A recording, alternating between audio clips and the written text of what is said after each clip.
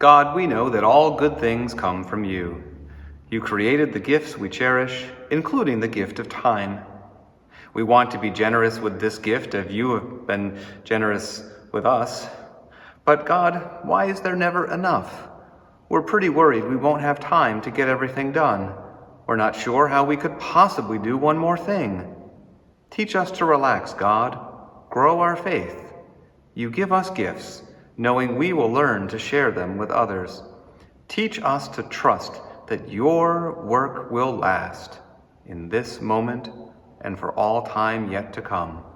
Amen. What do workers gain from all their hard work? I have observed the task that God has given human beings. God has made everything fitting in its time, but has also placed eternity in their hearts, without enabling them to discover what God has done from beginning to end. I know that there's nothing better for them but to enjoy themselves and do what's good while they live. Moreover, this is the gift of God, that all people should eat, drink, and enjoy the results of their hard work. I know that whatever God does will last forever. It's impossible to add it up or take away from it. God has done this so that people are reverent before him. Whatever happens has already happened, and whatever will happen has already happened before. And God looks after what is driven away. In our summer worship series, we've encouraged you to form a few new habits, good habits, to grow faith, like begin, receive, belong, offer, wait, practice, and enjoy. I like the sound of that last one. And remember, it's not a bad habit. It's in the Bible. It says, in fact, that there's nothing better to do. The Bible has a lot to say about enjoying and joy in general, as it does about time in general. And when our life unfolds over the years into all sorts of situations, some obviously joyous, but also life includes things other than those moments of pure joy. But there are so many.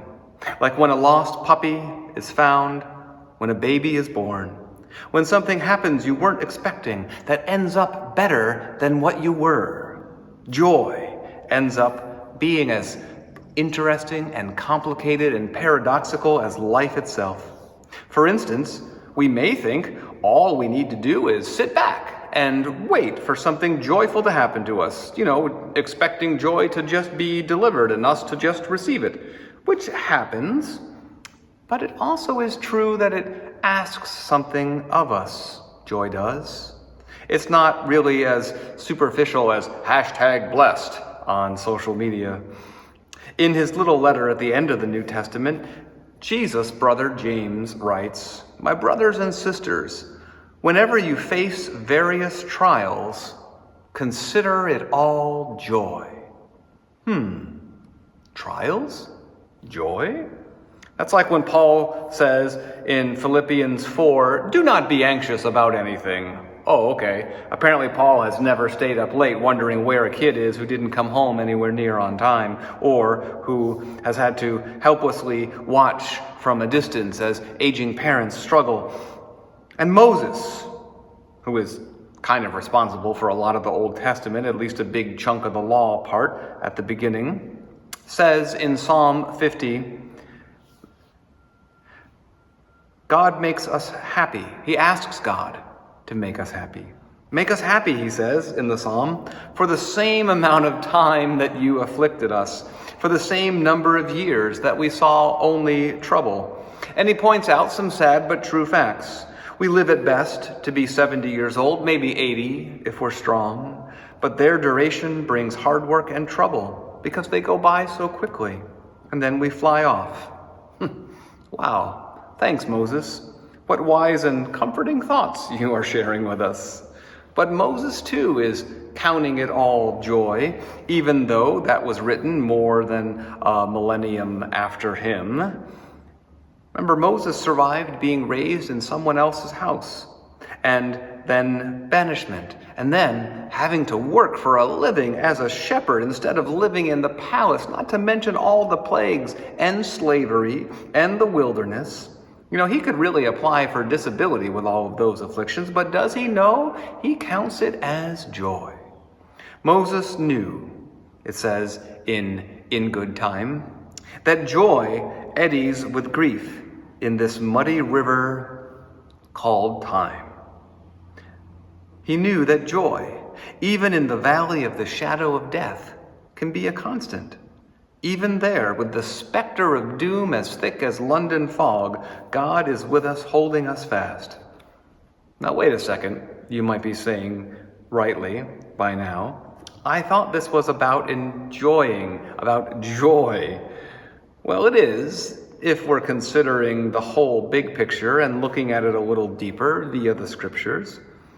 Joy is less a description of our mood and really more of an imperative, we are told. Paul also says in Philippians chapter 4, rejoice in the Lord always. And to make sure that you are understanding the instructions, he says, again, I say, rejoice. Because joy is at the heart of the gospel. To follow Jesus is to find the fullness of joy, to feel joy, to consider it, to count it, to choose it, is to lose sense of all other urgencies.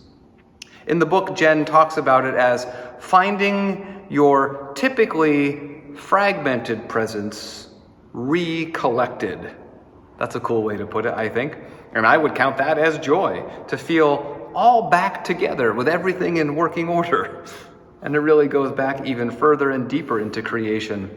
In the garden, at the beginning of the story, what does God say to the lucky first inhabitants? Be fruitful and multiply. He says, and they say, okay, got it. He says, here is everything you need. I have given it for you. Live long in this land. Work, worship, and enjoy. Of course, almost instantly, joy was in jeopardy. People went after joy that was apart from God. Joy that they could control, which, as nice as that sounds, is really just a dressed up version of sin.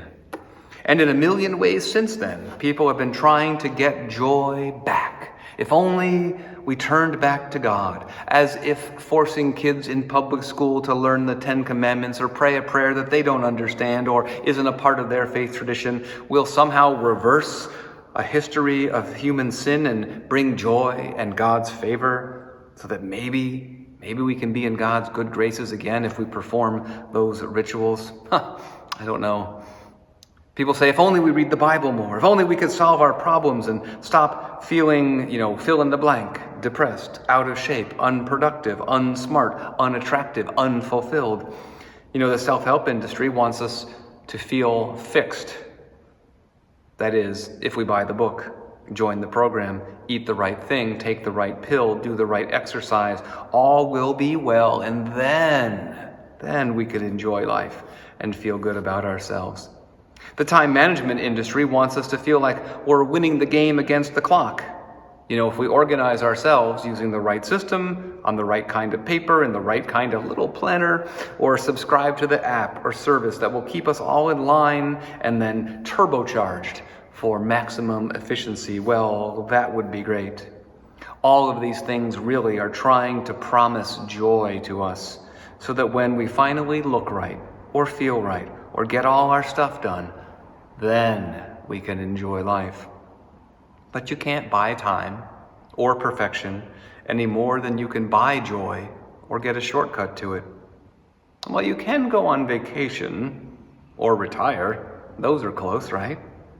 Where we're less preoccupied with checking all the items off our list. When we're on vacation, we just give ourselves permission to enjoy. Well, then maybe if we learn one thing today, it might be that vacations are important, and maybe we should take more. I will just point out right now that Americans take less vacation than most of our Western counterparts. I'm looking at you, France, where everyone is off for the entire month of August. How we use our time does matter, though, especially when we remember that it isn't ours in the first place. We will not find joy in the three sirens of consumerism: comfort, control, convenience. We will not find it in hot tubs and espresso machines, in fancy grills and fancier vacations. We won't find it in technology's thirsty pursuit of the new. We will find joy tethered to God and His good world. That's what Jen says in the book. A reminder that God is with us, and that God in relationship with us is the real key to joy. And while we remember that joy is at the heart of the gospel, think of Jesus, God incarnated on earth. God Himself might have stayed an arm's length away from His cosmos, this realm of darkness. God might have exempted Himself from the burdens of time and its attendant burden of death, but He embraced those burdens, knowing full well that the world would reject its own joy. God walked the neighborhood of this world, and the world did not leap with joy. It gnashed its teeth. It crucified Him. So it's not just about doing simple changes like slowing down and being mindful, although I'm still not entirely clear on what that is. We don't lack joy just because life moves fast sometimes, although moving too fast is certainly a recipe for keeping joy far away from you. In a recent message, we talked about being attentive, paying attention. What do we give our attention to, and how do we spend the time we have? And also, where? Where do we find ourselves? Where do we spend time? I imagine it is somewhere along the two axes of life. There's the vertical axis that represents religion, art, nature, history, anything that elevates us and points us toward God. And then there's the horizontal: friendship, marriage, family, relationships, all of our relationships with others around us. And plotted somewhere on these axes, we find fullness and fulfillment, and if we consider it, joy. It's not the pace of life that's the problem. It's when we don't pay attention to what happens in our time, in this life. And as I alluded to earlier, it's not the case that we are just passive recipients of this rare substance that is bestowed upon us externally. We count things joy. We seek the joy. We realize that in all things there is joy when we realize that we are in this life with God. It's probably a gross oversimplification to say that it's a choice, because the things that aren't joy in life are not usually choices themselves. But it is true that joy is a verb. And so this is for the grammar nerds out there. You know who you are. This will be pure joy for you. In the book, Jen points out that we generally use the word enjoy as an intransitive verb. We enjoy something. The subject of the sentence benefits from the action. I enjoy a good cup of coffee in the morning, but it can also be a transitive verb, meaning its action is performed upon another. In this sense, it means, according to the Oxford English Dictionary, to put into a joyous condition, to make happy, not just to take delight in something, but to be the cause of it. To enjoy, like to enact or enable. So in the body of Christ, we are to not only experience joy, but supply it and share it for others. That's pretty cool. And it's also, according to the Westminster Catechism, the chief end of man. My Anglican friends know this already. I hope you have enjoyed this in all seriousness and fullness of the word. I also hope you have appreciated the image of the astronomical clock from Prague.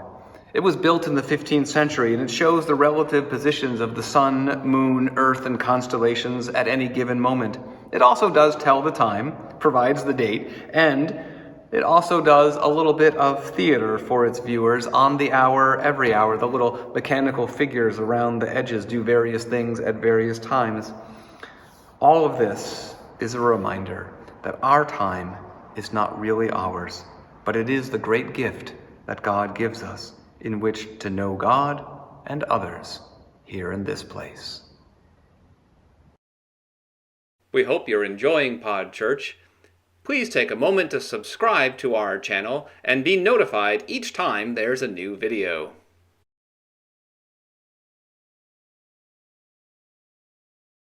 To learn more about everything that's happening in and around Marquette Hope, check out our Facebook page. You can also get our newsletter on the Facebook as well.